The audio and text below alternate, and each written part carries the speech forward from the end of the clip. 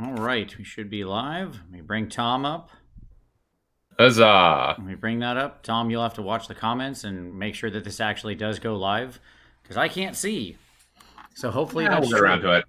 It'll be fine. I'm sure it's fine. So in that case, hello everybody. If it's Wednesday, it's Warhammer, and that must mean it's time for another episode of Warhammer Weekly. I am on the road this week, as you can see, and my wife is here in a hotel room with me. Hello. You Hi, can't see Kathy. anybody. Hello, dear. How you doing? She hurt her ankle and she doesn't feel well. What a wonderful vacation for her. Can you hand me my coat over there, dear? It has my cell phone in it, which I need. Thank you. Yes. Tom, are we live? Has it come up Oh for you? yeah. Oh yeah. Okay, good. Yep. Good. Wonderful. Well, excellent. So this is a big week. Just as a word of warning, I can't see everyone's comments because I only have one screen right now, and I actually don't know where my phone went. So hey, life's crazy, right? But anyway, we're going to be talking about, I think, the most exciting news that has come out in a long time. I mean, I think we knew that this was coming, Tom. The what happened at Yeah. Blood and Glory, but Yep. it's so much better than I can describe, right? Are you talking about the announcement or the Hollow Heart showing? Let's say both. Sure. Sure. Uh, at any rate, so we'll get into that. We're also going to do so this week, folks. We're going to do a little Holy Havoc recap. Tom and I went to a team tournament this weekend. Here's the deal, folks. This weekend we were at a tournament. I didn't even get to finish the tournament with Tom, and I had to fly out and come directly to this conference that I've been at all week and still am at. And I have not had a chance to look at either of the new books. So we're going to start our review shows next week. So this week, this will be a relatively short show. I apologize, but such is the nature of life. I've been basically working 10 to 12 hours a day nonstop since I flew out of the tournament. So it's Sure you been very have. busy. You're in Miami. Come on, man. We know all about Miami or however Will Smith pronounces it. You know, can I say something about that? So that song has been stuck in my head for like 4 days because, of course, it has. And it was finally out of my Because of course. head. And as I was walking up here back to my room and I walked by where there Yep. was music playing, it was the Oh my song gosh. playing. And I Oh was like, no. you've got to be kidding me. I finally got rid of it. And it was on. It was the last song before I came up here. I can't get rid of it. So, in fact, it is a party in the city where the heat is on all night on the streets till the break of dawn. At any rate, let's get into some news. What do you got, Tom? I'm just going to cut right to the chase. I don't care about events. I mean, I do, and we're going to talk about them. But I want to talk about Slaves of Darkness. Yeah, man. Oh my God. Uh, Look, I think we It's all. happening. It's happening. It's happening in a way I couldn't have even imagined. Like, look, Sure. you and I have both been longtime fans, defenders, adherents of Chaos Knights and Warriors, right? So I have Mm-hmm. like 25 painted Chaos Knights across two different Chaos factions. You have a bunch of Chaos Warriors. Like, you have so Yep. many Chaos Warriors and Knights and stuff because you love I Nurgle do. Knights. I do. Frankly, the only thing we don't have is any Corn Knights. Between the two of us, we don't have any Corn Knights. But I mean, I have a Corn army, so No. that, whatever. Sure. Those are called Skull Crushers. Um, Yeah. Oh, is that and never mind. I'm going to be nice. Go ahead. sure. And I was fully expecting them to say, hey, because they posted that little teaser with the Chaos Yep. Star. Yep. Yep. And I was like, okay, awesome. We're going to get our Slaves to Darkness book. Like, we had known that was coming because of the reveal. But I was like, great, Yep. excellent. That's all I want. A new Chaos book. Make Archeon good again. Make the Varangard awesome. But no. Then they had to drop the bomb on us, baby. Because so first of all, you I don't know if you can see it, Tom, but I've got the little Ogroid, the new I Ogroid do. Yep. uh Myrmidon or whatever up on the Mm-hmm. screen. Mm-hmm. Now Yep. he is a Warcry model, but obviously like all the Chaos Warcry dudes, he'll have the Slaves to Darkness keyword. Yep. Yep. And then so I'm going to bring up another one here, folks. I'm going to cover Tom for a moment. I have all these preloaded with the Spheranks, which is like, this is not a monster. This is a like champion. This is a leader thing. It like It's a dude. it talks. It's sentient. Yes. Yes. Yeah. I love that Sphinx thing. Like, I don't even know what it is, but I am in. Oh my I god, am this thing is so so in. awesome. It's so awesome. Okay, This it's not on, by the way. It's not on the screen. what, the Um, Sphinx? yeah, okay, hold on. I'm gonna do this because they're not letting you it's not letting you do it. Sorry, there's a delay, and so I assumed that it was showing, but it's okay. It's okay. I have us. Oh, it didn't Maybe. show? That's weird. No. Okay. No, I don't know I why. wonder Where is why. it? Where'd it go? Where there it is, Blood and Glory. Okay. Hold on. Hold on, folks. We're I on this. apologize.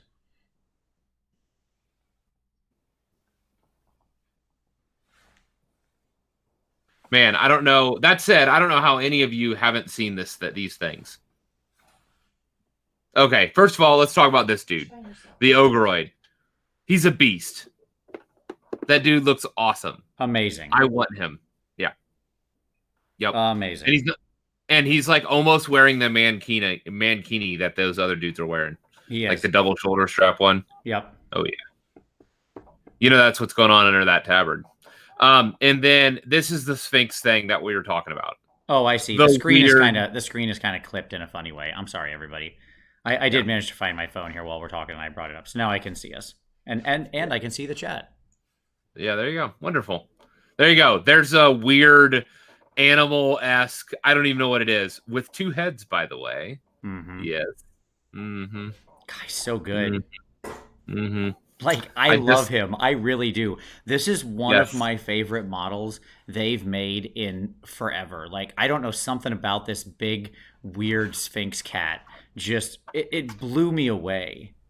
Like, this is such a weird, creative, awesome piece of design. Yeah. It's very like, it screams, like Blanche, right? Is that the artist name? Sure, John Blanche, yeah. Yeah, John Blanche. Like it echoes very like the weird alien-esque stuff of a lot of Blanche's works. Yeah, and we haven't seen him next to like other figures yet. Yeah. He's large. Yeah, he's big. I think I think they did in like the video or something. Like you saw him next to it in the preview video. But like that's kind of hard to see. You only see him for a second. I want to see him in a still, but I assume he's on a 75. That's basically what it is. Like he's pretty tall. He stands taller than somebody on foot by a considerable like amount. So. Oh yeah. I'm excited. And also, as somebody mentioned, like the potential for more Ogroid things in the future, I would love that. Like, I would love if they just kind of... And this weird dude? Yeah, the Fomorian dude. Yeah, the Fomorian dude. Yep. And as they say right there, all three of these will have war scrolls and points for Slaves to Darkness. Oh, man. Yeah. I'm excited for what this weird thing can be. It makes me wonder if they're going to change... They're going to flip the mechanic for, like, STD on its head. Like, so far, we've seen it, like, them just basically be, like, the second fiddle to Chaos. Sure. And I'm wondering if, like, instead of choosing Allegiance how they have previously, if they'll maybe, like, gain different benefits from, like, be able to be buffed or gain certain benefits from all the Chaos Gods. Yeah. Does that make sense? Like, I wonder if they're going to flip the mechanics at all.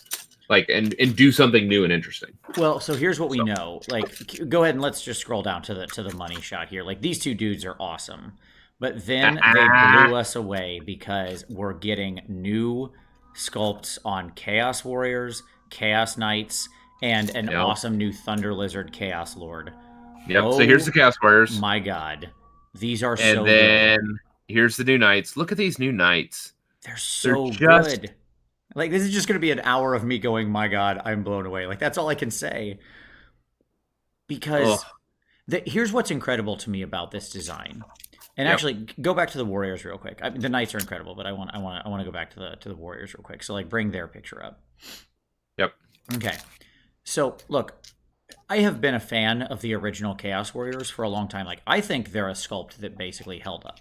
They look big and dark and imposing. But, of course, unarguably, their one big drawback was static. Static, yeah. They were very static because they were made for the rank and flank days, right?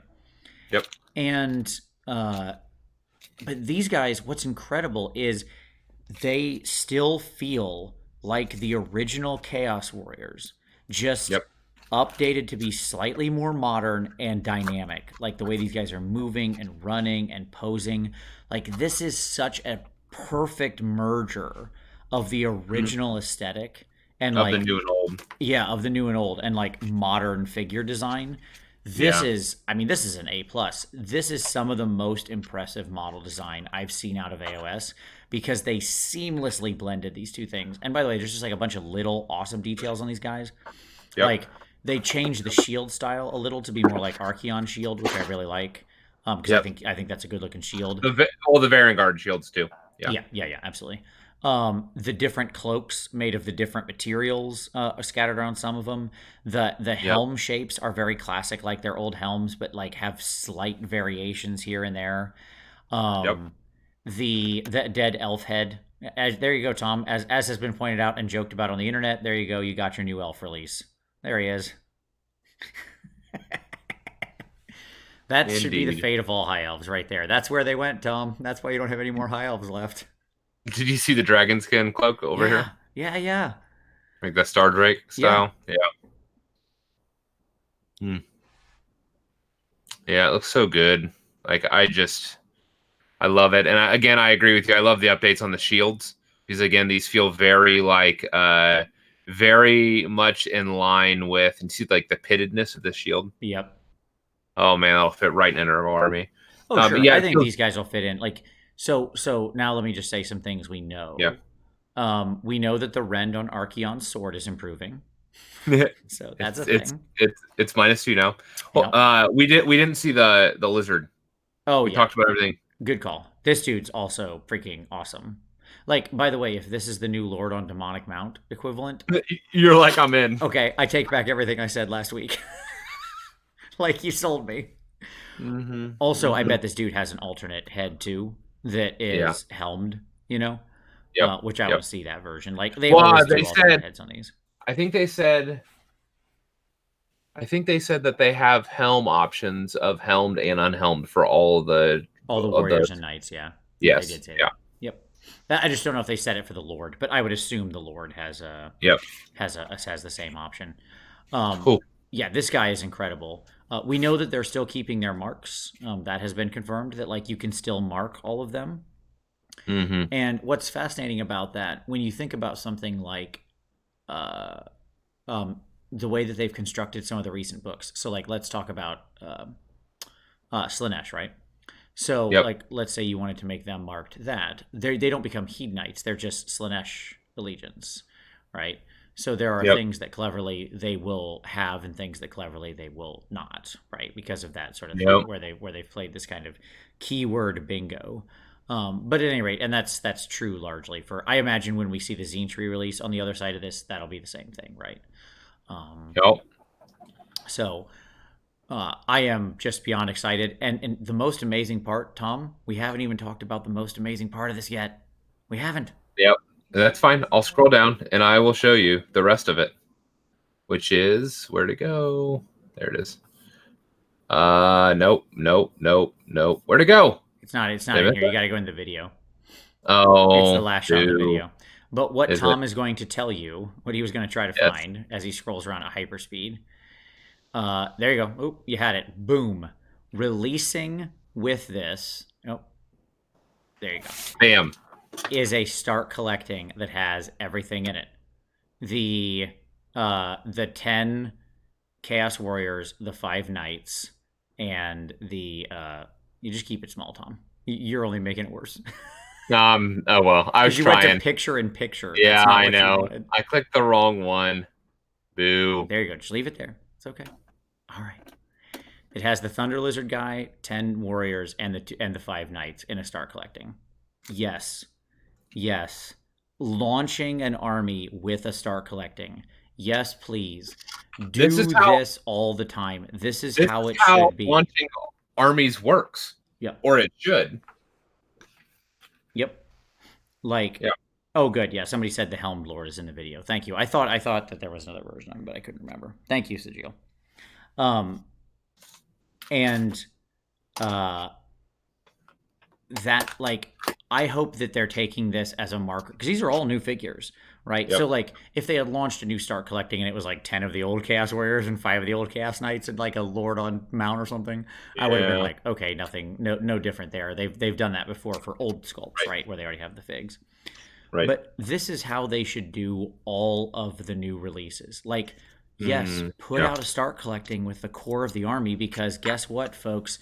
Yeah, you might not be making full coin off of it. Like they're giving a discount in these clearly, Yep. but Yep. you're gonna make so much more money because But this actually people are going to encourages you to start start new an army. armies. Yeah, Right. yeah. Yeah. It makes it so much easier for somebody to walk in and go, I want that army. What do I buy? And they go, and the person in the storage goes, this, buy this Start thing. here. Yeah. And Yep. like, it's the newest, sexiest armies that people are going to look at and say that. So make it easy for people to buy your new sexy armies. Folks, this shouldn't be complicated. So this is great. More of this thing. Yeah. I want to, Yeah. again, I'm going to have pretty soon, I'm just going to need to stand outside Warhammer World with a poster board that says, do more of these things you've been doing. Please continue. Right. Sure. So, Yeah. like, it just makes sense. I am indeed in accord. Yep. Okay. So yeah, this was huge. I am beyond excited for this, both for and they've said that clearly it's going to focus some degree on the undivided and bring back that as a thing. Yeah. Especially under Archaon, because we know like Archaon and the Varangard and all those are going to be in here too. I mean, the question now is there more, Tom? Is there more? I mean, I don't think so. I mean, maybe. Like, I imagine what we're going to see is I think we are going to see all the War Cry stuff reboxed. Well, we know that was already on the buy sheet. Yeah, but I mean, like, I think we may see it in like double volume, or we may see the numbers differently. No, I agree. I think it'll be yeah. there'll be double size boxes at least of just the figs. Yes, boxed for the army. Because my sneaky suspicion is that's the effective replacement for Marauders. Yes, I would agree with that. And I don't even know that we'll keep all the same stat lines that they had trotted out previously. I mean, maybe they will. And for me, actually, like what I would actually be really interested in is if like the Iron Golems were the temple sub factions within Slaves to Darkness. So like if they go with the route of like Daughters of Cain temples or Stormcast chambers or all that, I would love for them to actually, like, if they go that route, I don't know that they will, but if they go that route, I would love for them to be the different things we've seen trotted out in Warcry, the Cypher Lords. Yeah. And by the way, I don't think they're replacing Marauders. I don't think they're going to squat Marauders because I'm pretty sure they already confirmed they're not. That's not what I mean. I think what I meant by that was thematically they're intending you to use them like Marauders, to have more interesting Marauders. Sure. And you might be right. That's kind of the odd. Like they play with that in kind of enclaves, right? Where these where in your army the Iron Golems have ascended and been accepted within the Varen Spire into the forces of the Everchosen, right? And so are officially like part of the army, right? And that would be cool. Yeah, so like great, awesome. This is a banner release. There's one kit in the Slaves to Darkness world that I do wish they would update and replace. What's that? And that's the War Shrine. I hate the existing War Shrine. I love the War Shrine as rules. I own 2 War Shrines. Neither of them are real War Shrines. They're all things I've literally scratch built. Yes, I don't disagree because I also don't like the model. And I myself like built a converted version. Sure. Yeah, we both have. Neither of us decided to use the goofy real one. Yeah, with the Fomorian guys like carrying it. No, I agree with that. I wouldn't mind if they changed it some, but I really like. I don't know. I don't want them to get rid of it, and my fear would be that they don't replace it; they just get rid of it. Well, like we said, they're not getting rid of anything, so just give us a new version. Like, look, with what we just saw, with what they were able to do with Chaos Warriors and Chaos Knights, imagine what a new War Shrine looks like in 2019. Okay, that's mind blowing. Right? Yep. Yeah. I love how I don't know if you saw Berserk 2 Yeah, 2011. just slap it on top of a stone horn. Yeah. Yes. I Sure. chose the Thunder Tusk, but sure. Yeah, yeah. I mean, okay, it's fine. Like I actually did. I get it, and that's a perfectly acceptable, compromise. Yes, put it on top of any big beast like that, right?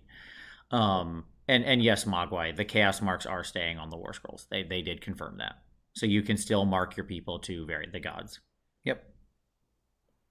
So I'll be interested to see if there's any other kits in the hopper. Look, I'm not sad if there's not. Don't get me wrong. Like these three have blown me away. Like I'm good, man. Yeah. I'm super good. You've made me happy because that is the core of this army. The things that we have always loved, right? The Lord, Right. the knights and the warriors. And I would say, by the way, also the plastic Chaos Lord on foot or Lord of Chaos, right, is also still a banging model. Like that He's thing still A slaps. plus. Like it makes me want to just get out my dude because I did a big converted one following I think one of Tyler Mangel's old conversions. Yeah. It was a real sharp big fan. Yeah, so this really excites me. I know I already I know I'm in for a couple boxes of the start collecting on this for sure. This will be a nice project in 2020. Obviously I'm working on my Tempest Eye Force right now and Golden Demon projects, and I'm really keen to keep working on that Tempest Eye Force. I want to get my army done. But this will be what a wonderful thing to just like add into the existing Slaves to Darkness I've already got. I can't wait to like paint these knights, paint these warriors. It'll be great in between projects because it's just adding to something I already have to like a really big force of, right? So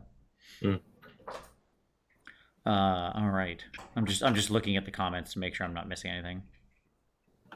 All right, cool. Oh, they did I thought I read somewhere that nothing in the regular line was going away, but they were retiring the Chaos War Mammoth. And I said, oh, good. Yeah. Good. I hope that thing goes away from the rules. It shouldn't be in the rules anymore. I mean, screw you, but I get it. Like, they haven't I produced love that it. fig for 5 years. It's been longer than that, actually. It's been close to 10. Like what I'll say is this: I love that model, and I was looking forward to building like a. Yeah, that's fine. It's too big on too big of a base. It's silly. It doesn't need to be that. Look, if you're telling me you want a new version of it, fine. I would fully support that. I'm 100%. I would have loved if they would have made remade it or remastered the mold, because I even like the old sculpt. I know you did not. I did not. I think it's just a big giant piece of ugly resin. Like the Mumak was such a more elegant sculpt, right? Ugh. For Lord of the Rings. No, like the original sculpt actually had like meat to it. Like that's what I loved about it. It's like yes, it was blocky, but I loved just the massive size. Like you felt that when you saw it on a table. Sure, on its 280 by 210 mil base. Have a good time not moving that anywhere. Like nope, I don't disagree. It's just I'm not gonna fight you. Make a new version. Like I'm not saying I hate the concept of the War Mammoth. Obviously, it's a super cool idea. I loved that. I love the Mumak in Lord of the Rings. I love the concept of the idea of a bunch of marauders riding around on a giant chaos elephant. That's super cool, right? Just let's stop pretending like this 10-year-old model is in any way gettable except from like recasters. Right? Like there's no, or you're not just putting Mumaks on giant bases. That's what everybody's been doing. Like, just get rid of the scroll if you're not going to make a new one. It doesn't need to be around. So, no, I understand that. Yep. Oh, how much do I reckon the start collecting will be? I don't know. I mean, start collectings have traditionally been, cap at $100. This could be more. That seems like a hell of a deal for $100. But maybe. I'm going to say 105 or 110. Sure. Which I'm still saying like, okay. Yep. Yeah. Sounds like a good deal to me, man. So like I hope it's 100. I think 100 would be a perfectly square deal for that. Yeah. But you might be right, Tom. Yeah, we'll see. All right. Oh, some people asking for a new Hell Cannon. I mean, obviously, Tom and I would support the new Hell Cannon. Who doesn't love Hell Cannons? Yes, I'm down with that. I mean, I have 2 painted. Oh, the leak. Okay, somebody said the leak said $95. Well, hello. What? I didn't see any. My leak, I didn't have numbers on it, but boy, oh boy. I don't know if I believe that. I mean, maybe. That'd be amazing if it was. And yes, since it's been asked multiple times, I will state it that yes, there is also endless spells. They are getting endless spells. We do know that for sure as well. One probably an 8-pointed Chaos Star. I would assume so. Yep. Yep. There'll be an 8-pointed Chaos Star. Oh, maybe they'll have a giant version of Archeon's sword. Maybe Oh you can god. summon a mythical version of like the Kingslayer, or the Slayer of Kings, right? That'd be cool. How of a trait? I wonder if it has more than Ren 2. Sorry. Absolutely. All right. Uh, Bjarni is saying the warriors and the knights in those look monopose, probably not different weapons, I reckon. I don't know. I mean, I know they have some options in the kit, but I imagine like most of their kits these days, they're relatively, monopose ish, but sure. I Yep. mean, things Yep. aren't, depends what you mean by monopose. Like, do they allow for some weapon swaps and head swaps and stuff like that? I Yeah, mean, I heard the that they world were of pushed like to a fit. sure, the world of like a torso and two arms and two legs you glue on or whatever. I mean, that's just Yeah. not the world we live in anymore, right? That's not what Right. they're doing. No. If Nope. you like that world is gone. Yeah. So That's not the world we're in anymore. if you You have want to to work harder to convert, convert. yeah, you can still convert any of this stuff. Like it's fine. You just got to work for it a little more. Like, by the way, just gluing a different arm on, I'm not sure that was incredibly fulfilling converting, anyways. But whatever. Sure. So Cinderfall is, look at this. Cinderfall dropping some hot info. So apparently the generic chaos demons are STD keywords, Be'lakor, Soul Grinder, etc. are all in the book.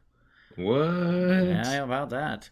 That's a model. You and I talked about that. What? That's a model I'd love to Yeah. see a new sculpt of. Talk about models. Forget the Yeah. stupid elephant. Get rid of him. Like Yeah. on the new model train, I would put Be'lakor and the Soul Grinder way before it, because the Soul Grinder is such a cool concept, but he's like untenably big because he's Yep. on that pie plate base and he's Yep. an 8-inch move walker or whatever.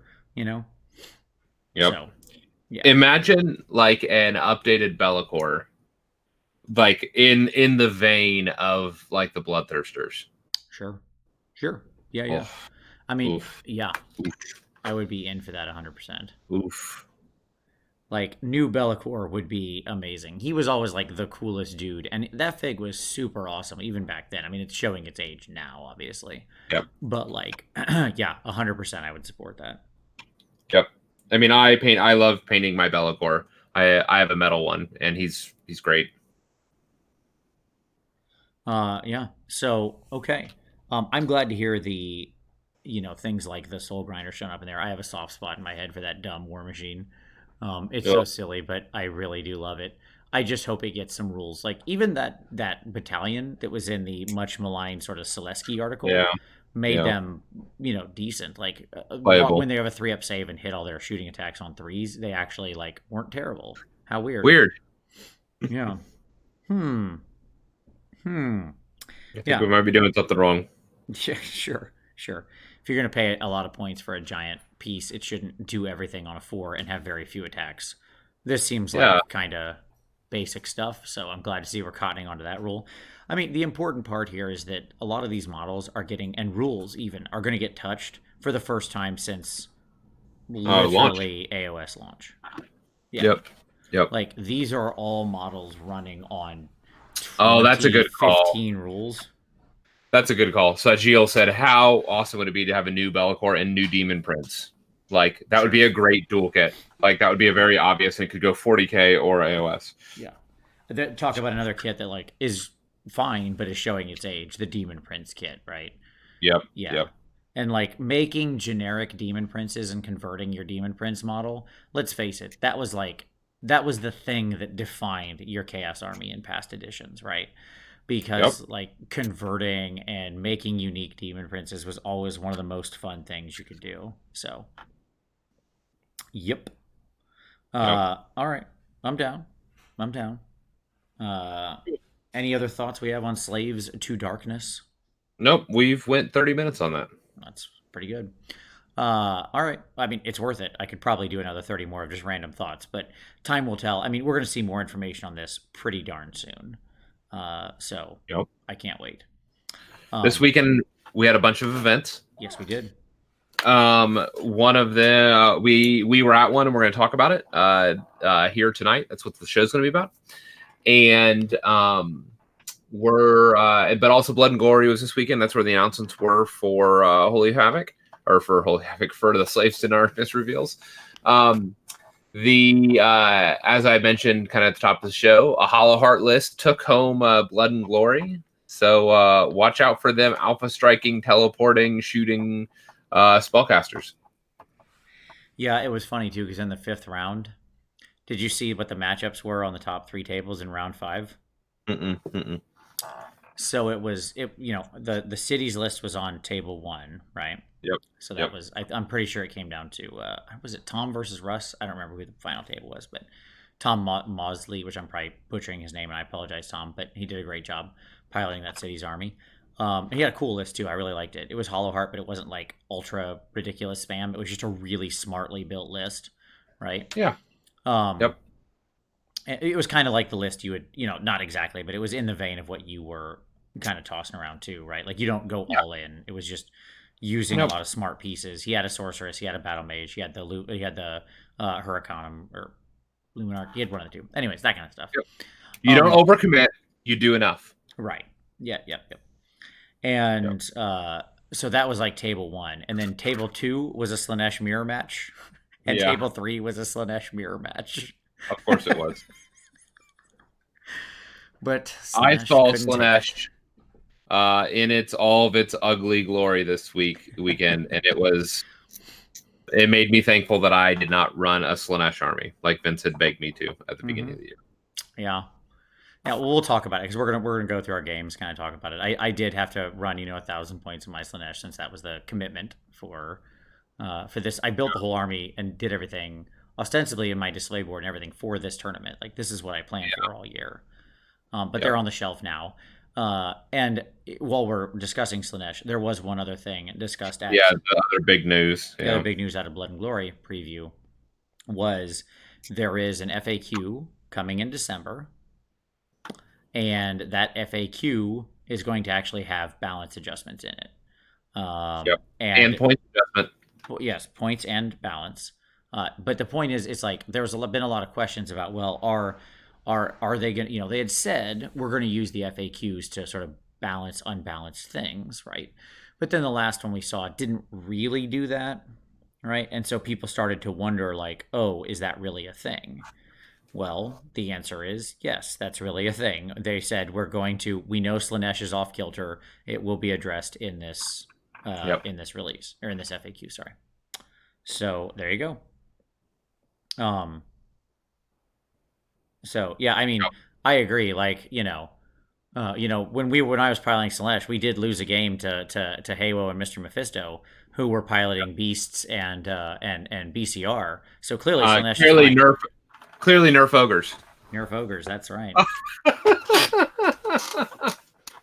Nerf Beasts of Chaos and Ogres? Is that I think that's what we're saying, yeah.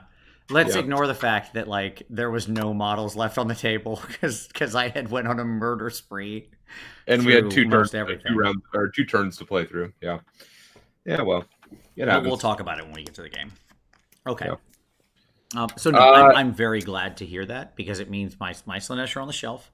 I'm not going to play them in any games, but maybe it means that I'll actually be able to play them next year. Wouldn't that be nice? Mm-hmm. So that's cool.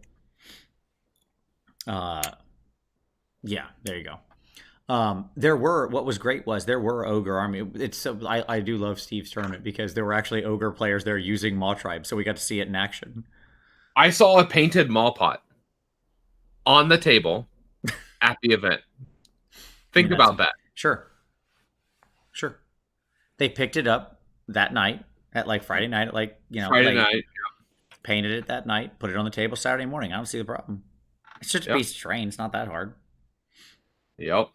Yeah, we had a bunch of there were tons of ogres and orcs at the event, and we'll talk about it. Like, it was insane how many were actually at the event. Yeah, people, and by the way, it looked like every one of those games was awesome. Like, I know the one we played in was awesome. I really enjoyed the BCR, playing against like the BCR, and those Stonehorns, the Ethereal Stonehorn it's a scary piece. Like, it's powerful. It's a hard to crack nut. It is. So, being on a ethereal 3-up and then a 5-up after save is no joke. So, True. okay. Uh, and yeah, it's great because we actually got to see when we were sitting there playing the murder Stonehorn. The murder horn was on the other table to our right, being piloted by the Lord of Death. We were fighting the Crunch Horn, and the Murder Horn was being piloted by Brennan. And apparently, the Murder Horn, killed like 60 Savage Orcs and, and a bunch of goblins, a bunch of Grots. Yeah. Yeah. So Murder Horn's pretty good, I hear. We'll talk about it on the review. All right. Okay. So cities took Blood and Glory, which was great. I mean, I think they're a contender, even outside of Hollow Heart. There was a lot of cities lists. I think people are still unlocking it. It's a tough book to unlock because there are so many options. It's overwhelming. Yes. But I imagine we'll see some duplicate lists of Tom's build in the months to come. But I hope people keep pushing themselves to find other stuff. I think there's a lot of tech in there. Oh yeah, agreed. Yep. All right. Did we have any other news? I think that's all the news. We had a mechanical wing rumor engine. Oh yes, it's Spirers for Necromunda. Oh, okay. So there used to be a faction in Necromunda called Spirers, like those who climb spires, Sure. right? Sure. Like climbers, but spirers or whatever. Sure. And their leaders had like kit bashed wings. So that's my guess. That tech looked very like, kit bashy 40k-ish Necromunda e-tech. So that's what I'm assuming it is. Nice. Could it be anything else? Sure, but I think Spirers are a good call because they've been slowly rolling out all the Necromunda factions. Yeah. Yeah, it would make sense. So yes, I assume that's the rumor engine picture. Sweet. Cool. All right. So, Tom, pick of the week, man. What do you got for people? Yeah, so mine's going to be a little bit depressing, but I'm going to do it. So there was an individual that was predominantly in the 40k community, but he was here in the AOS community as well, or he at least played Skaven. And he passed away recently. He was a 37-year-old, 37 years young, and he wrote a final blog just to kind of reflect on the hobby, reflect on his time invested. The blog's title is Totally Worth It. And I want to invite you all to go and read it. It's a little bit of a tearjerker. It's quite humorous as well, but he's just kind of reflecting on his own journey in life and the hobby and what it's meant to him and the joy it's brought and just some wisdom and reflections that he's had on his own kind of journey. And yeah, it's good. It's good. So I want to share that with the community. I saw it bounce around Twitter and I thought, yeah, it's worth sharing. Yeah, it's heavy stuff. Like, yeah, but it's amazing. I completely agree. I have nothing of value I can add to that other than to say you should read it. Yes, absolutely. All right. Well, mine is not for a lighter taste. I'll flip over to the lighter side here. Sorry, man. I would like to recommend. So for those who are a fan of Miniac and his channel and the things he does, I don't know that everybody knows that he started a new podcast with our buddy John Ninus, who's a great guy. And so Scott and John are doing a podcast called Trapped Under Plastic.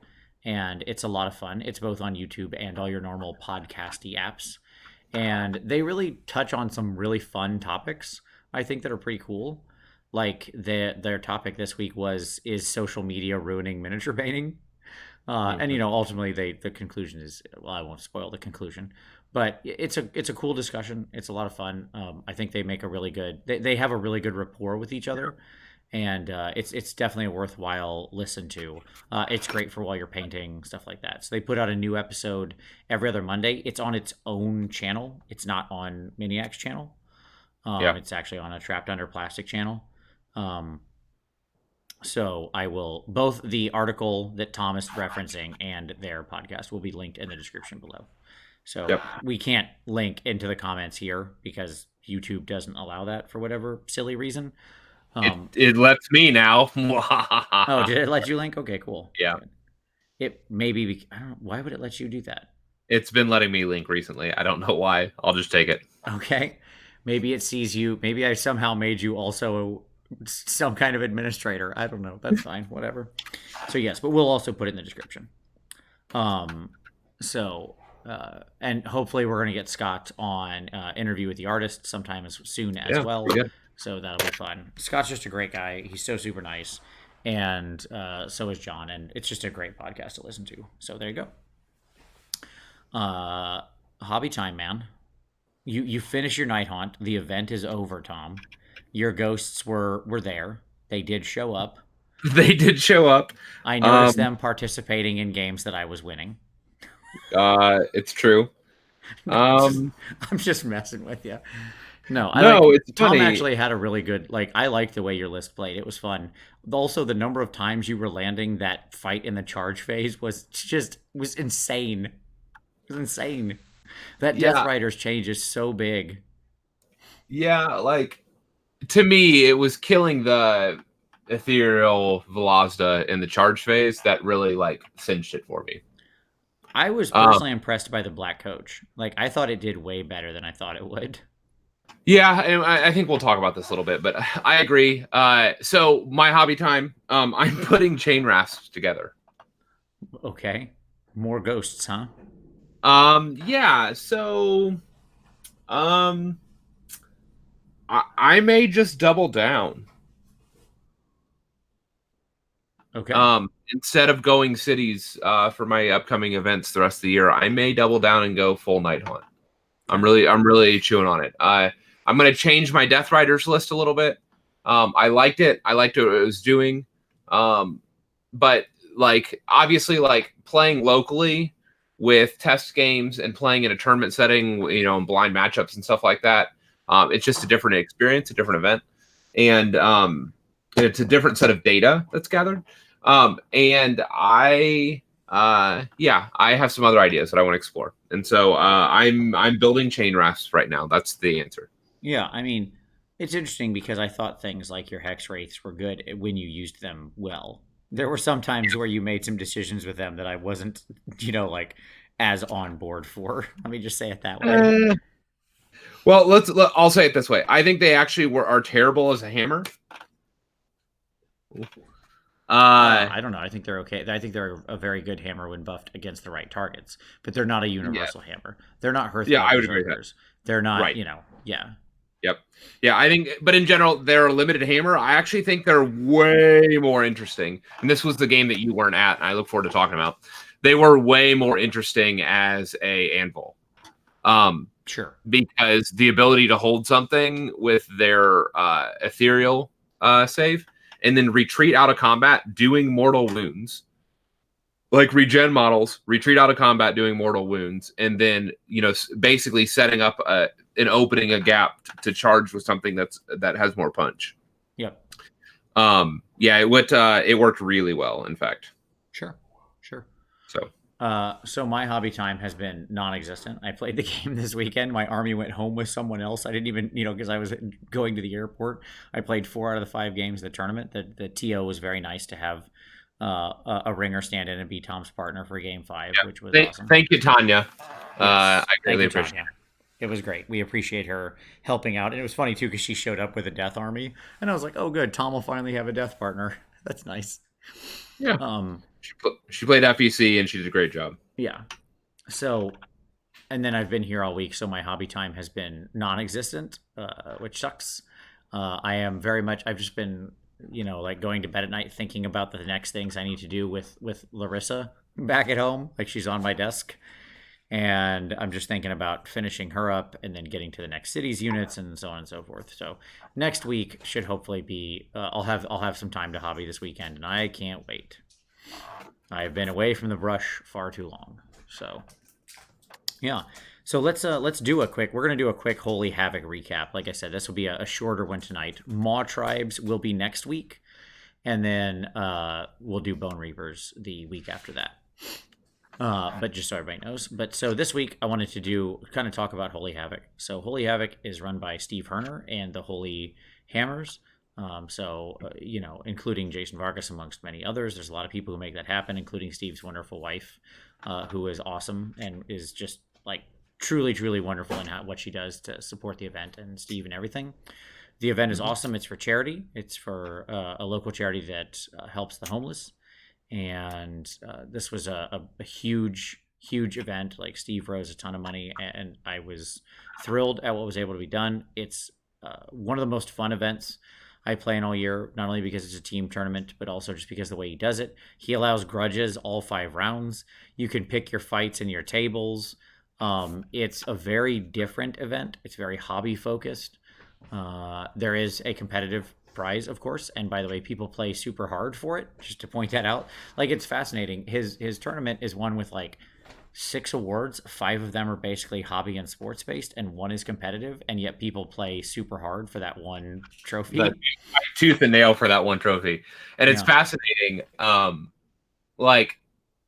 Because like one of the changes he made when he went to the all grudging.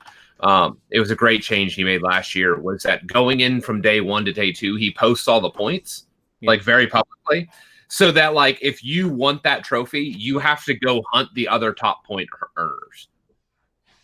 Like, so if you want to guarantee that, the best way to earn that going into day 2 is to hunt the other top tier tables, like anybody else that's at the top tables. Right. Because if you beat them, you basically rocket yourself into pole position and make it very hard for anyone else to catch you. Right. Unless they then hunt you the next round. Right. Some other group, yes. And so that is so the field sorts itself. Right. Is what I love. Yep. The people that want to play super hard do that. Those that don't just end up, playing the games as they want to. Yep. Exactly. So it ends up being this incredibly fun event. Steve has famously amazing tables. He introduced 2 new tables in this event. The Temple of Sigmar, which was a murder-thon, and both of them were. And the Brass Fortress, which is what Tom had donated when Tom donated his entire Hell Fort to Steve, who painted up and did an awesome, amazing lava field table that was incredible. Amazing.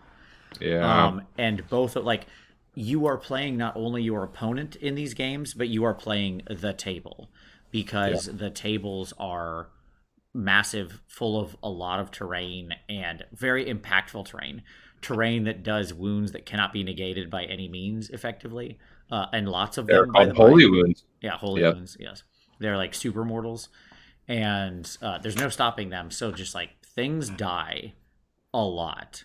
It's brutal and great for all those reasons. So yeah. There are just some really, really great unique experiences with the tables, interesting ways to play with them. Like some of the tables have elements that are really like you have to discover. The game we played against Haywo and Mephisto, I agree, it's one of my favorite tables because sort of the way that you interact with the elements on the table is very relevant to your victory and stuff like that. So it's a lot of fun. The Pillar of Murder, yes. All right. So Tom, let's talk through these games. So we did play a little pre-game against Chuck and Matt. So Mr. Strength Hammer himself, the night before. That was a fun game. That was a little precursor, but we'll skip that because we played them in the tournament as well. Yep. So game 1, you want to walk through that? So obviously you were playing Nighthawk and I was playing Slanesh. There you go. People know. Yeah. So I was playing a Death Riders list. So not unlike the list that I had trotted out at 2K the other week, but it was obviously a lot lighter on bodies and on horses, and then Vince was playing a 14 model Slanesh list, 10 of which were completely irrelevant, 10 of which were just mobile chaff. There were 4 models of value in that army. That's real. That's true. Yep. And so the first game was against Dan and Nick. Dan is one of my. It was a very special game. Dan, Vince has played them before. Dan is one of my best friends. Dan and I grew up together. Dan is the one, as Dan would claim, he made me. Dan got me into all things gaming related, both Magic and D&D and all that back in middle school.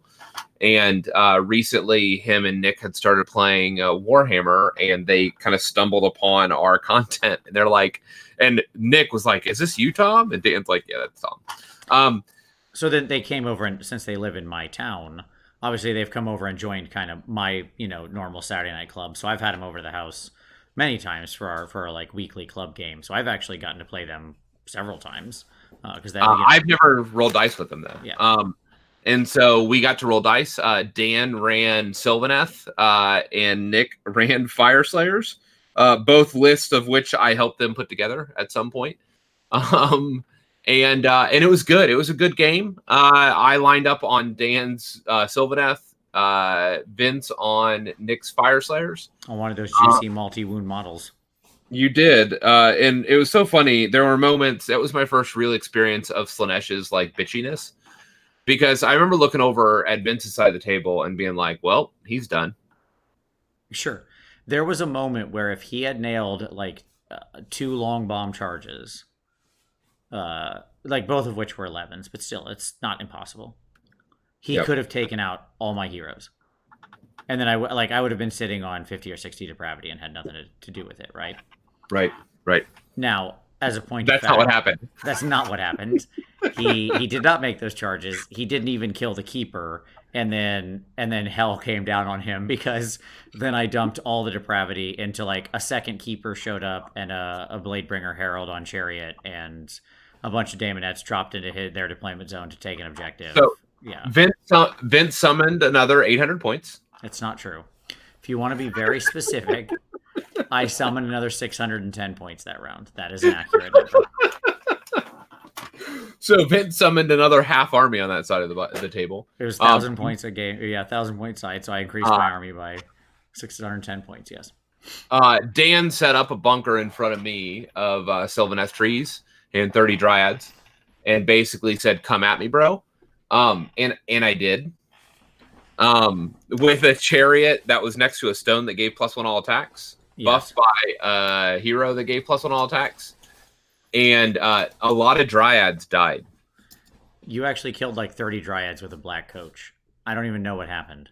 I just looked over and all the dryads were dead. I wasn't, and my first thought, legitimately, was, "Oh my god, that black coach is really good," and everybody's wrong because that thing did really good. I mean, that's not what happened. Like, we were chipping away with mortal wounds, and there were a bunch of like small things here and there that were doing damage to them. Sure. But the black coach did double pile in, like on the first charge, and at +2 attacks per profile. It already has like 4 profiles, which like it did a lot of damage. Yeah. No, that was a good game because it was very swingy. Like there was a moment there where I was down to very few figs on the table, and then all of a sudden he was surrounded by Slanesh, and things turned. So it's what happens. Like all of his units got locked out by Locust in a round, and I had 8 command points or something, and it was just like, well, let's get in here and do some of the dirty business, right? And it was their first event. But it's not the first time they have played me with Slanesh, so like they knew the score there. I just mean like they know what Slanesh is going to do. They weren't surprised by that. That was I just think that this was their first event. That was the other piece. So it was fun to get to roll dice with my friends at an event that I invited them to, and again be an ambassador for the game. No, they're great dudes. Their army's really fun. Like Sylvaneth plus, it's a great team, right? The Sylvaneth plus the fire. We had that conversation in the spring. Yeah. He wanted to do Fire Slayers, and Dan was looking for something else to do that to supplement it. Right, because they can be very mobile, jump around, take the objectives. They have bodies, they have magic, they can block up spaces with terrain and create choke points that Fire Slayers are going to be good at. Like lots of different options, and so they played well. Yeah, and he was playing like the Dreadwood or whatever it is, the one that has the extra teleportiness to it. Yeah, pick up and drop. And he has a really neat combo. I'm going to attribute this to Dan completely. For those that you don't know, and if you read the Throne of Vines, by the way, like it stacks. Yeah. Like it's another one of those buffs that like you can continue to get +2 to cast every turn, like above and above. Like so it goes +2, +4, +6, +8 because it never ends. And in Dreadwood, like you can just summon dryads and then teleport them anywhere on the board. like every turn. Sure. And so like just pick them up, spend a command point, pick them up, drop them. And so like you can generate these like objective threatening units every turn.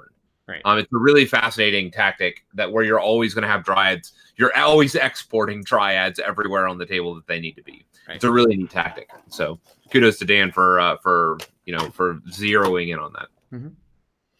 So we had a good first game. We put a, and what's interesting is like winning and losing isn't as much of a like thing you can quantify in there. I mean, you can. If you get less points, you lose. If you get more points, you win. That is an objective statement. I just mean that like the way the tournament scored, your loss isn't necessarily as debilitating. You can still very much be in the running on a loss because the tournament only scores 6 points per battle round at 2-2-1-1 for the 4 objectives. And so like, you know, you can easily have a 4-2 or a 3-3 or a 5-2. By the way, they don't always total to 6 because some of the objectives can be actually gotten by both people. They're not mutually exclusive. Yeah, some of the objectives can be gotten by no people. And as a point of fact, I think we had one of the 4 objectives in the game in game 3 with Halo that nobody got. It was just a straight 0, I think. Yep, I think that sounds right. So it just makes for an interesting scoring because when you lose, you're not like, oh well, that's it, I'm completely out of the running or anything, right? It stays close. So that was game 1. We played those. So then we went to game 2, and game 2 was our actual grudge with Chuck and Matt, who were playing Daughters of Cain. But it was Kraith, so don't worry. And because Chuck was Kraith, so don't worry. Right. That being said, the most awesome Kraith roll in the history of Kraith rolls happened during this game. Okay? Yeah, it's true. Kudos to you and your big balls. Indeed. So they were playing Kraith Daughters and Caradron Overlords and KO. And we played on my table. Played on your table. We played on the corn. You know what? Hold on just a minute. I think I have images of all of these. Yeah, that's fine. While you're looking, I'll explain some basic things. The nature of this big table was the whole fortress was built in the center of the table. And there's one crumbling wall section, and over the course of the game, more of the thing would collapse. But here's the trick. The whole board was basically lava. And if you ran anywhere on the board, if you ran, you took a D3 plus 1 holy wounds, which remember are unresistible super mortals. So like if you're a giant unit of 30 or something, or 60 goblins, sure, you can still run because you don't care. You'll lose like 2 to 4 dudes and it doesn't matter. But if you're a foot hero or anything like that, you are not running in this game, right? Because you will just kill yourself. You can just deal 4 wounds to yourself and die. So how do you at me? You say something in the chat, Martin, and I look down and see you talking.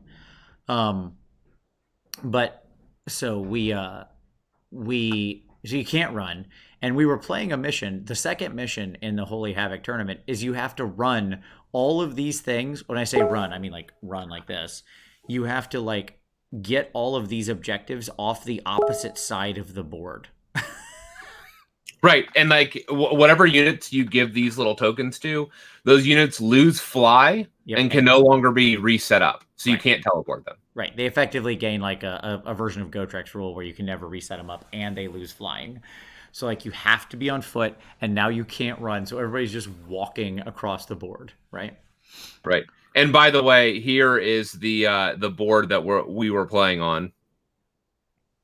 Yep. So you can see that thing was real big in the middle there. Yeah. Right. So the walls began to slowly fall down. But the challenge here was... Would you say they came tumbling down? They did indeed. Yeah. But what ended up happening is it was the end caps that everybody ended up setting up on. So the big lava pools. And at the end of every game round, everything within 12 inches of the lava pits took a D3 plus 1 holy wounds. Which, spoiler alert, the only safe place in this entire thing is in the dead center around the nexus, around that. You got to hump the nexus, Everything else on the board is within 12 inches of some lava, meaning that like this board just shreds units. Your 5 wound heroes, if they're not getting in the middle, they're just dead. They're just dead by round 2 on numbers, right? Yeah, yeah, it was wicked. And like if you ran here, if any unit ran, it took a D3+1. So it was everything just melted so quickly. And so a majority of everything, like all the units lined up on the right and left hand sides. And what we ended up doing is like engaging on both of those and sending like a diversion. Like we consolidated numbers on those sides and then redirected a bunch of forces down the middle of the up through the nexus as the walls crumbled to get out the other side of the board, Right. out the middle. Yeah. As everything on the outside melted. Yes. There are other interesting nuances to this one. Like all of those towers are commanding, but they're non-mutually exclusive commanding. So like normally, if you have any, as long as you have your general on commanding, you gain a command point as long as no other generals are on commanding. That's not the case on this table. It has a different version of the commanding rule where every tower can be commanding independently, which when you're playing invaders and have multiple generals is pretty awesome. Yep. So more command points. I'm all about that. So I want to talk about, you can put the picture down probably, Tom, and bring yourself back. I do want to talk about Chuck's greatest role for Kraith in the history of roles. God. So, and to explain that, I have to set a thing up here real quick. Yep. So one of the things that Steve offers as part of the Holy event is a charity reroll. You can buy a die at the beginning of the tournament, and the money goes to charity. $20. $20. It's a $20 a person. Yep. And you get a special die that you can use once per game to re-roll any die roll. Including priority. Yep. So it is the sort of nuclear option just sitting in your pocket, right? You can use it 5 times over the tournament effectively. And so it's a very precious resource. Like you want to use it when it's going to turn the tide, right? Yep. You don't want to just throw it away. So Shadow the Ulf. Maw Tribes is next week. Bone Daddies are the week after that. Bone Daddies. So at any rate, so let's talk about how Kraith works. Kraith, the way it works, for those who don't know, and I wouldn't fault you for not knowing, because no one except Chuck in the entire world plays Doc as Kraith. He is the only person. So the way Kraith works is every time they fight in combat, they roll a die. And if you roll a 6, they get to fight again immediately. Okay? Yeah. The problem is it's just a 6, so it's actually quite rare that you get to fight twice. So whatever. Don't be a hater, Vince. Don't be a hater. It's fine. Chuck loves it. He runs all his games as Kraith. And as we talked about, Chuck is playing the lottery. He's like pulling the jackpot, or he's pulling the slot machine every time he fights in a combat, because he's like, am I going to win?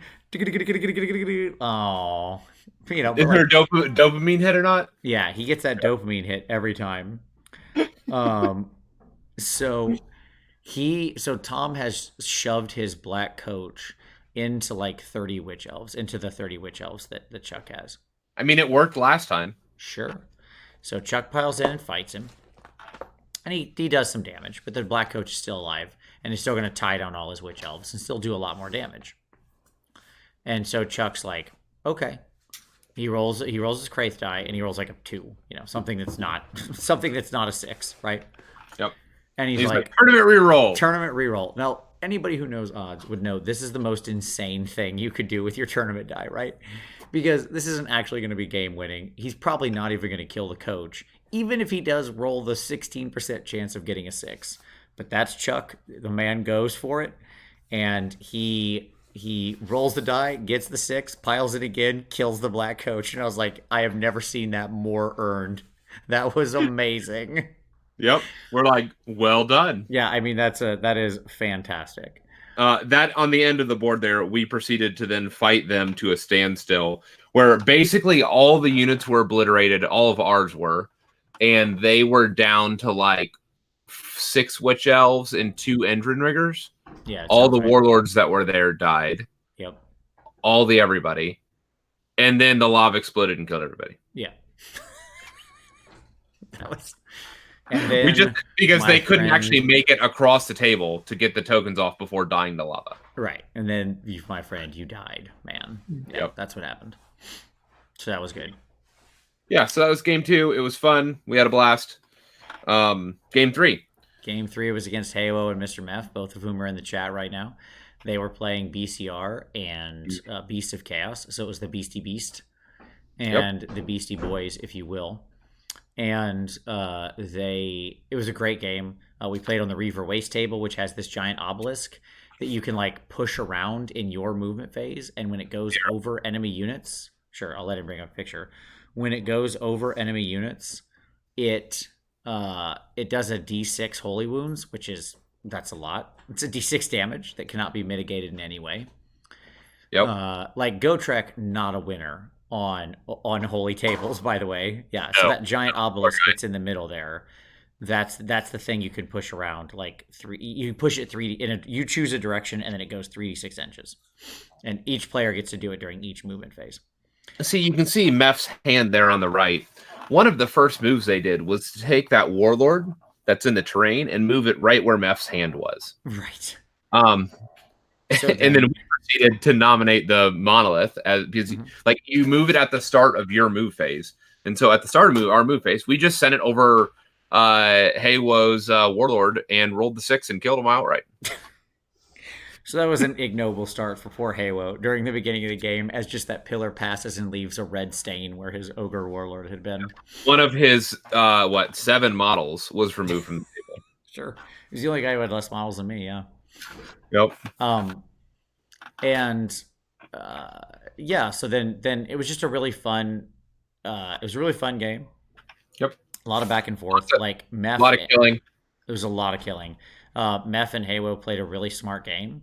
And it's objective based. Like, I mean, we killed a lot of stuff, but at the end they were killing their own stuff or trying to, because there was a particular objective where basically we had a unit that had to deal wounds to them, and they had a unit that had to deal wounds to us. Simplest way to explain it. Yep. And they got ahead on wounds. They got ahead on wounds. So Tom had his unit in combat with like 2 like caster heroes, basically. Yep. It was a unit of 12 banshees. Yeah, sure. And who are terrible, and I stand behind that. That's an awful choice you made during this game, Tom. Okay. And even let me know which one of your non-hero units was going to do damage for us and get back to me. We could have just used 5 hex wraiths and it would have been better. Anyways, the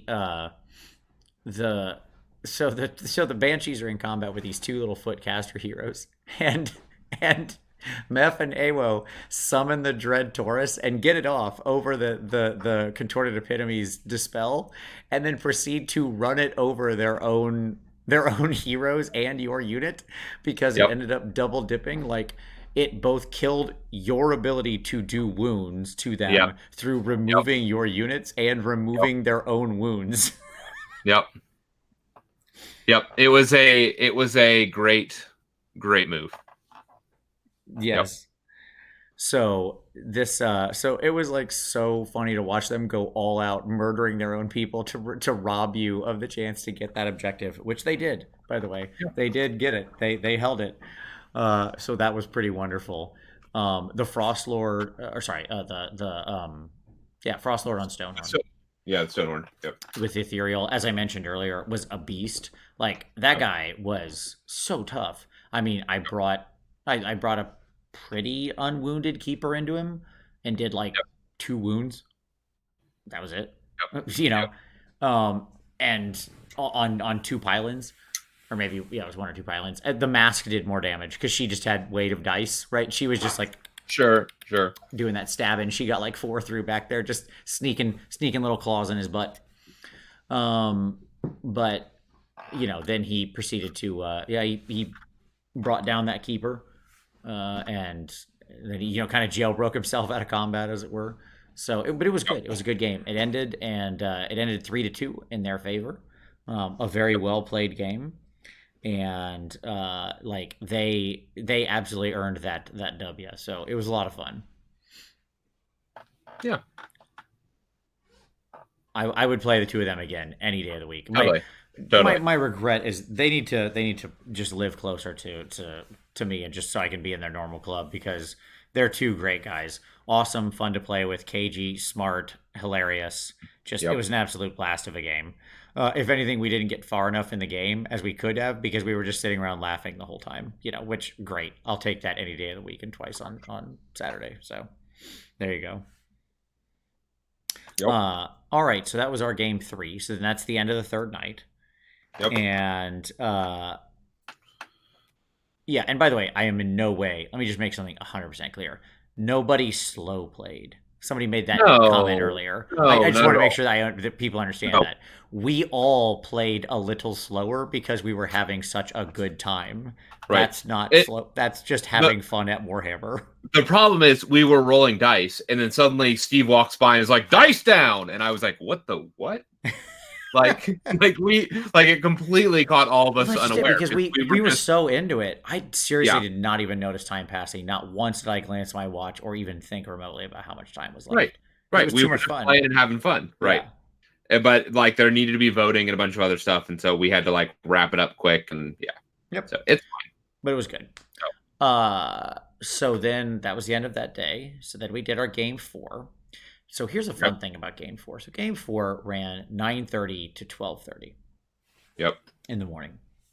Yep. And I had to leave at like 11:30 to Yeah. go to the airport. And Yep. so I had scheduled an Uber to come get me uh, a little earlier than that, because it used to be that when you scheduled a ride in Uber, it would start looking for the car at the time you scheduled. Well, unbeknownst to me, they had fixed that feature because I scheduled it for like 11:10, which meant that it actually started looking at like 10:50 because they Yep. apparently figured that part out. So all of a sudden at like 10:55, I get a message that somebody's coming to pick me up. So I look and I'm like, okay, we got 20 minutes. So at the start of the game at 9:30, I was like, guys, we sat down next to our opponents. I said, look, I really apologize. Here's the deal. I've got about 2 hours to play this game and I've got to leave. Yep. I'm going to try to kill you as fast as possible, and we'll just go that way. And either you win or we win. Let's just go. So it was, Yeah.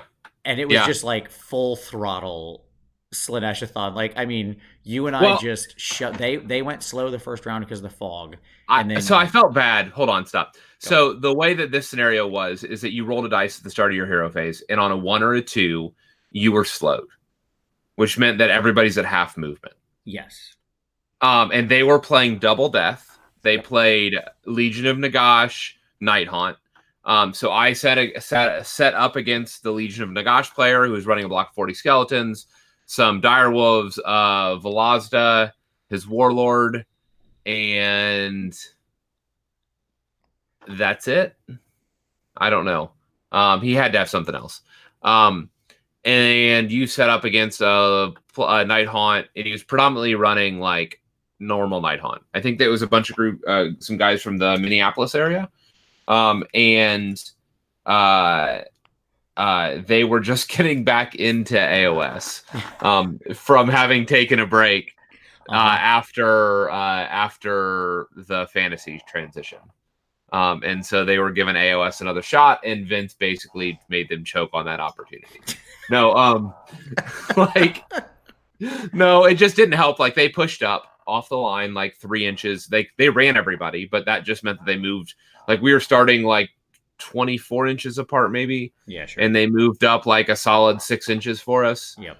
And everything in mine has like a 15-inch move because of like the pendant, and I have high move. And so I set up on like 3-inch charges and then just jam like everything I have down the dude's throat and blow up. Like I take the block of skeletons down to like 11 skeletons or something like that. And so the Velocita can't easily get into combat, and he's not pulled into combat. Well, we He echelon charged. righted. Yeah. Like you and I both Yeah. put all of our power pieces into the one person, right? Which meant Yeah.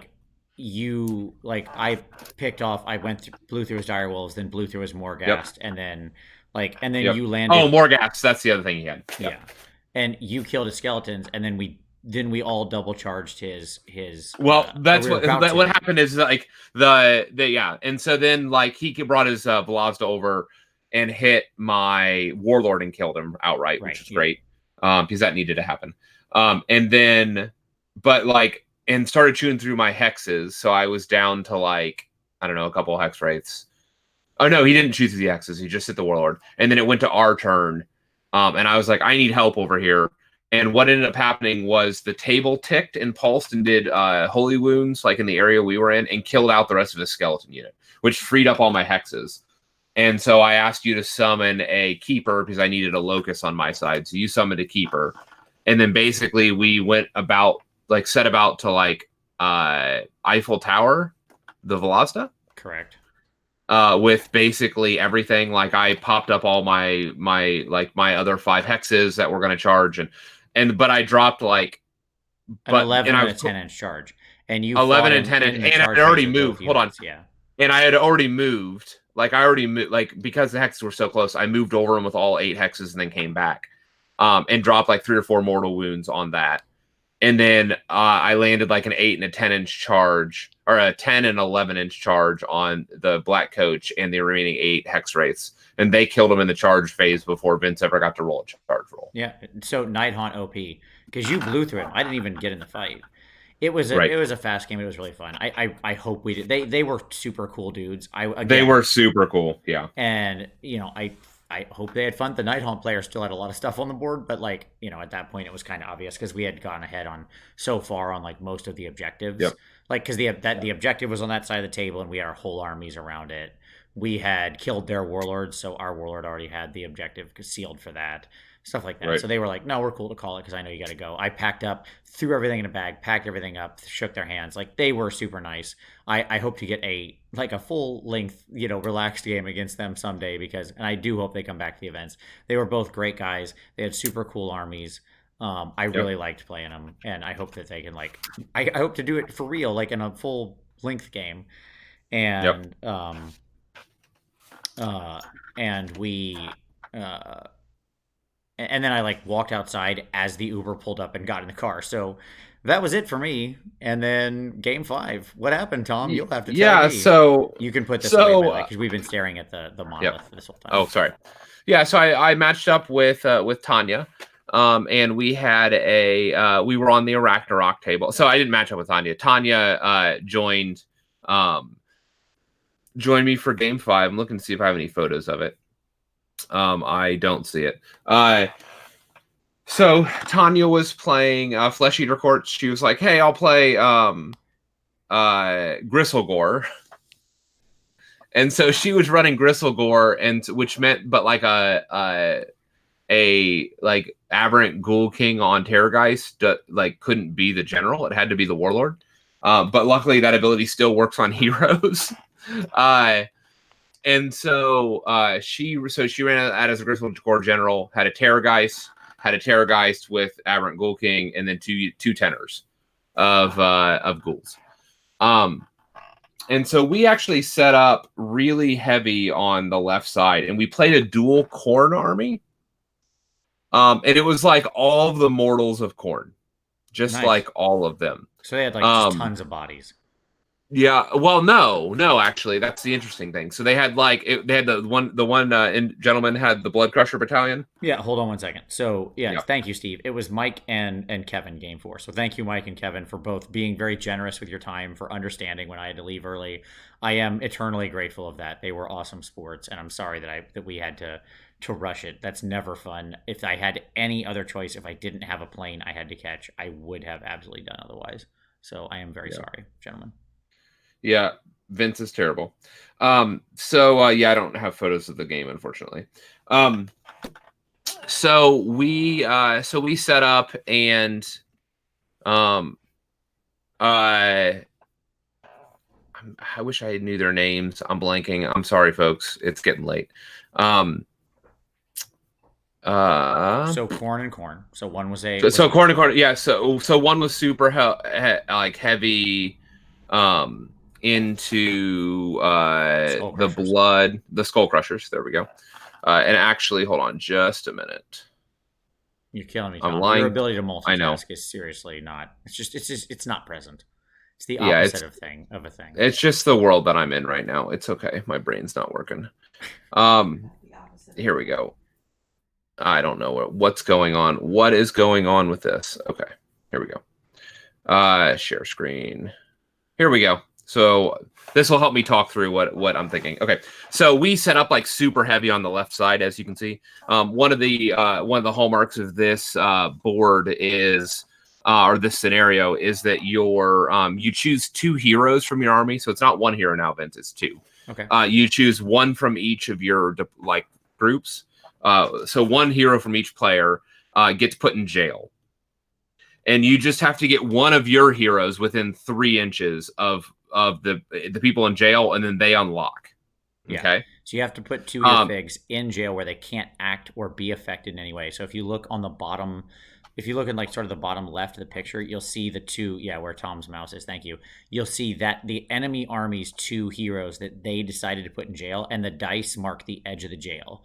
You can't go in there and fight them. You can't hurt them. Nothing can hurt them. You can't go in. Okay, but they can't do anything either. They're just locked away there until their army gets close enough with a big enough unit to unlock them. Right. And so they put Karnak and a Bloodstoker in jail. Oh, nobody puts baby in a corner. Putting Karnak in jail, that is unacceptable. Yep. We put my Warlord and her Aberrant Ghoul King on Terrorgeist.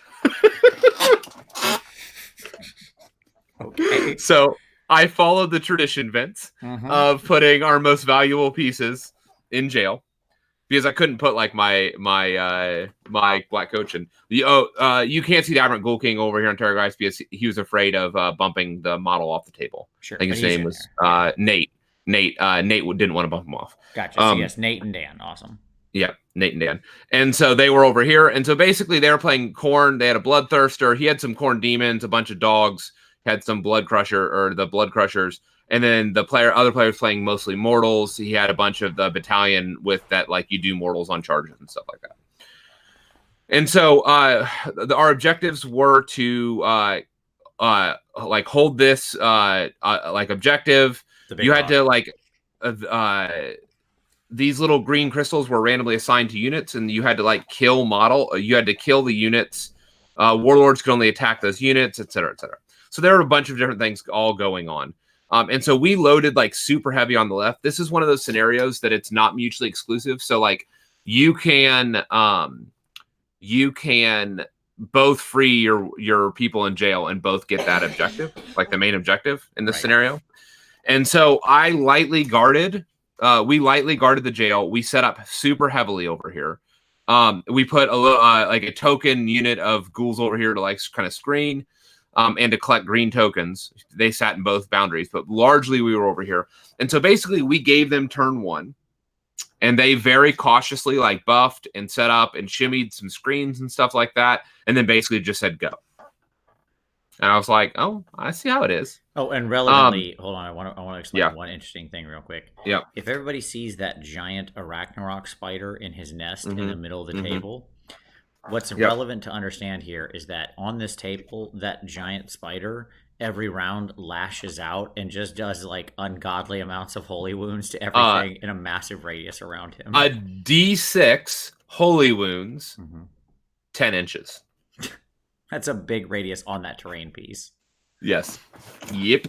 And so what we did was they kind of shimmied around, and then what happened is that we kind of shimmied around, and we pushed the ghouls up to behind the rock, the one screen to create a screen to force only 2 Blood Crusher to be able to come through there, with a big Terrorgeist-sized hole in the back.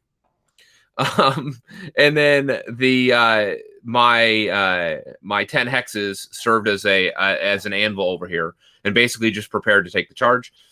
We plinked away at wounds over on the Bloodthirster using some of the table features and stuff like that, until basically like they went, we went, and then we summoned 20 more ghouls over here. So like we were going to hold that objective and start scoring in turn 2, and they knew that they couldn't hold back anymore, but they were going to have to come across the table.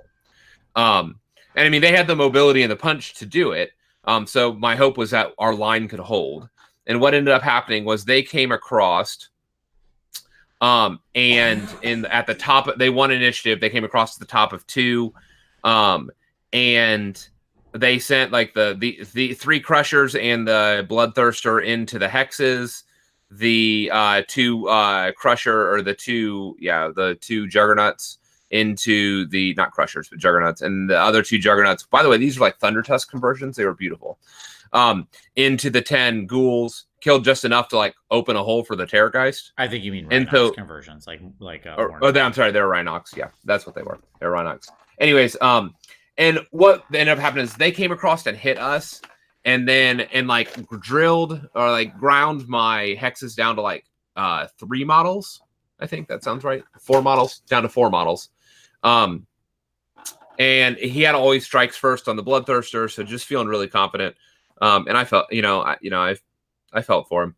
But basically, what happened is when we'd given the tokens to bloodthirster, and so right when he like felt super confident about where he was at, they came in, killed all but like 4 hexes, killed a bunch of the ghouls over on the side.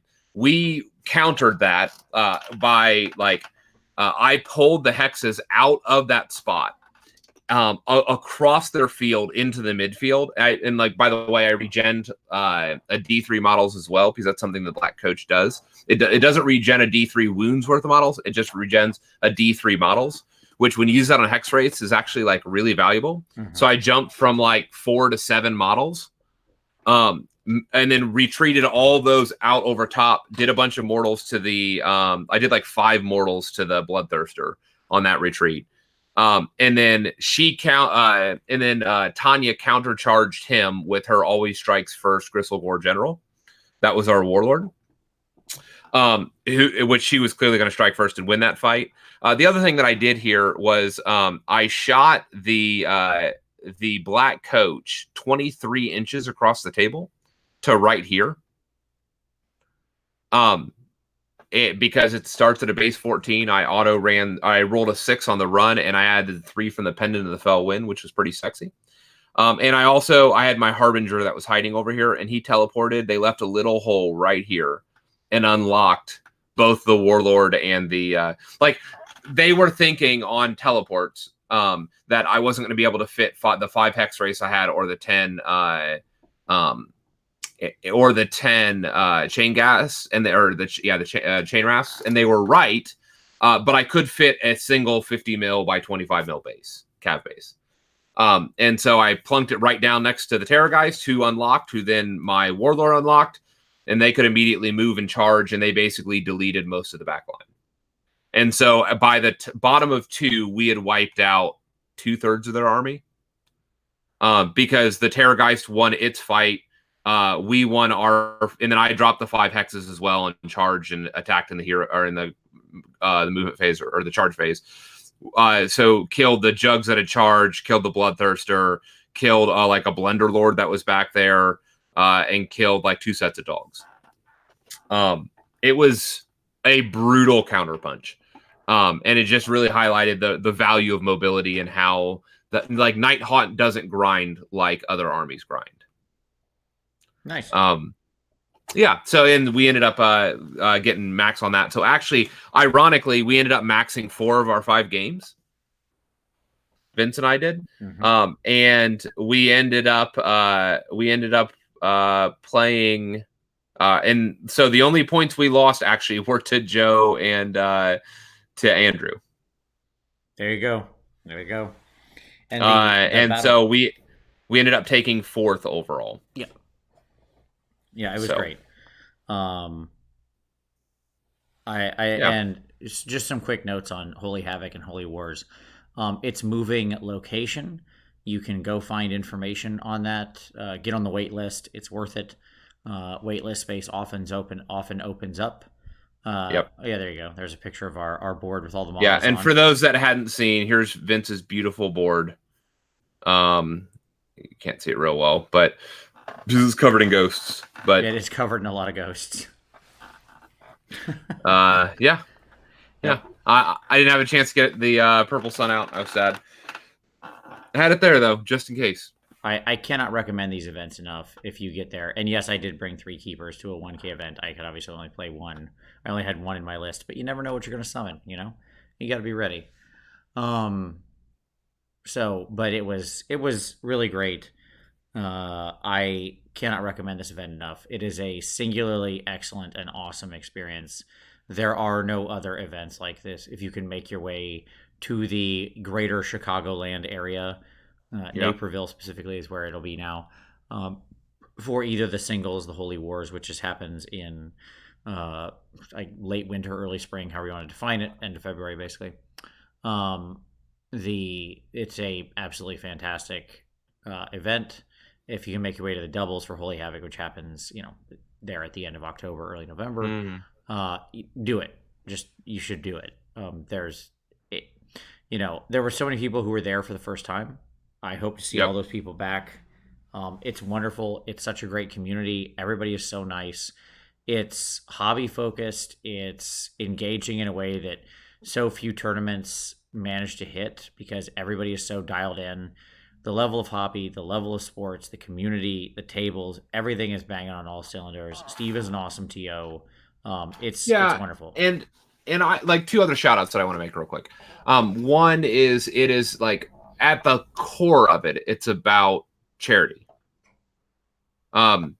This was the 5th year of the Holy events. And Steven said that over this year alone, we raised for over $3,000.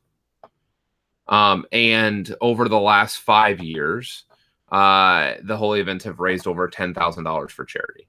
Yep. Which is awesome. Yeah, it's amazing. So like, it has one of the best raffles I've ever seen. Where you basically are incentivized to like bring a box of models to give away. And so a lot of people bring like clan packs or various things, old books and infantry boxes and stuff like that. And then you can buy raffle tickets, and all the raffle proceeds go to charity. Yep. And Tom bought twice as many tickets as me and won half as many prizes. This is true. Almost 400 tickets were purchased this year. Think I about believe that. it. Totally worth it. It was amazing Yeah. stuff on that raffle. Like people's generosity is incredible, and I'm excited for my Scourge Runner chariot and my gore, more gore to Yep. add to my Beast army, and Scourge Runner for the city's army. So that was fantastic. You're welcome. It's funny too because beforehand you were like, "Oh, I love that objective box because that's just like good basic material," and that ended up being what you won. Yeah, that's what I won. Yeah, it's so funny. I went up hoping for like some of the other stuff, and that's what was left, so I got it.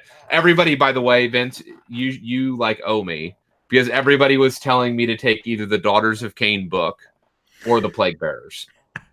Like I had 60 people in a room cheering me on to take either the Daughters book or the Plague Bearers, and I got you a Scourge Runner chariot. Well, thank You're you. welcome. I do appreciate that, Tom. You're a good friend. Thank you for not giving me plague bearers. I don't know what I would have done with that besides just say, I guess you can keep them, Tom. The best part about it was they were the Plague Bearers that I donated. You would have got your own raffle back had you done that. So, Oh, it's been so funny. And by the way, the other thing I want to do honorable mention to, this is it's a thanks to the community, the Holy Havoc community that was there.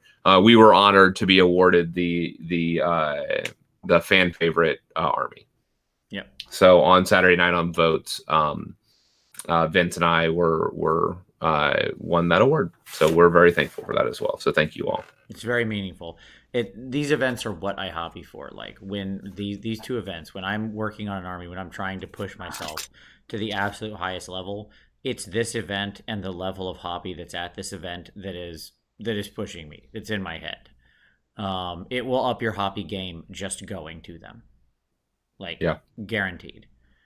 Because it is inspiring, it is challenging, it's everything you want at an event. So there you go.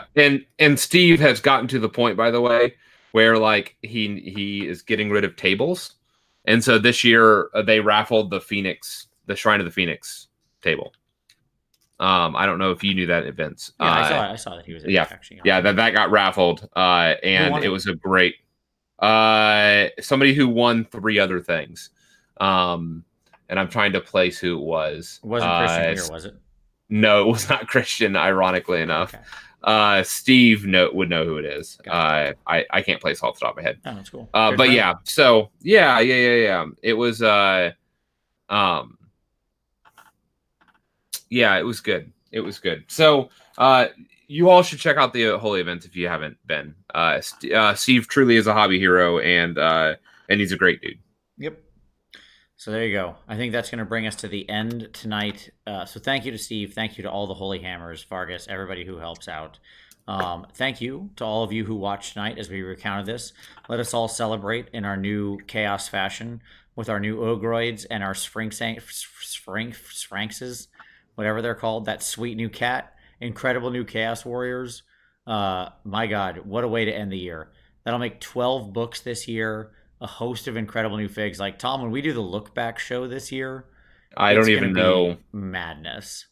Yeah, So it's silly. this has been a banner year in all ways. Oh, there you go. That's cool. Brandon, Kenny's partner, is the one who won it. So thank you to everybody who we played and just everybody at the event who was cool, who hung out, who rolled dice, Yep.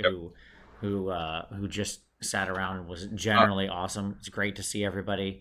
And I look forward to seeing everybody again in 4 or 5 months at Holy Wars. But for now, we thank you all very much for watching. We'll be back next week with a Maw Tribes review. As a word of warning, that show will probably start kind of late. I'm just going to warn you now, but it will happen. And those ogres are sexy. I agree. Like, I oh am my so gosh, happy like with that book. Vince, we talked about it like on the drive up, and like I almost decided to start an ogre army. That's true. Like I'm not gonna lie, like it's there's a lot of good stuff going on in that army. Yep. So we'll get there. Ogre time, adventure. It's going to be fun for everybody. So meat will definitely be back on the menu next week. But for now, we thank you all very much for watching. We appreciate it. And we will see you next Wednesday. Bye-bye, everybody.